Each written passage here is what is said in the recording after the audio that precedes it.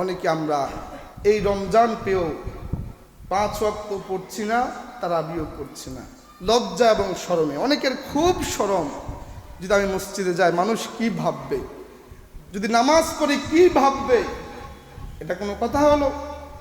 অনেক মানুষ তারাবিও পড়ছেন না, 5 ওয়াক্ত পড়ছেন না, জুমার মধ্যে হয়তো বা কেউ কেউ আসেন। আপনার মহান রব যিনি, আপনার মালিক যিনি, তার কুদরতি পায়ে আপনি সিজদা করবেন, লজ্জার কি আছে?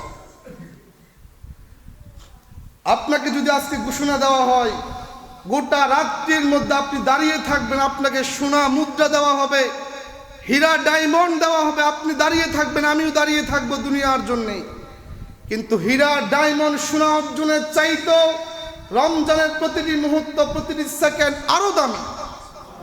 যেই ব্যক্তি বুঝে সেই খুঁজে। আপনি যদি না বুঝেন আপনি তো খুঁজবেন না, না খুঁজারই কথা। আপনার দুনিয়ার সম্পত্তি আমি করবোটা কি? আমার সন্তানের জন্য আমি অর্জন করে করবোটা কি? চলে যাওয়ার পর তো আমার হিসাবটা আমাকেই দিতে হবে, আমার হিসাব সন্তান দিবে না। এজন্য আমার অত্যন্ত বিনয়ের সাথে অনুরোধ করছে আমার প্রাণপ্রিয় মুসল্লিদের কাছে, আপনার যেখানে সুবিধা হয় সেখানেই আপনি 5 ওয়াক্ত নামাজ পড়েন, রমজানের রোজাগুলি রাখেন, তারাবির নামাজ পড়েন। পড়বেন তো ইনশাআল্লাহ?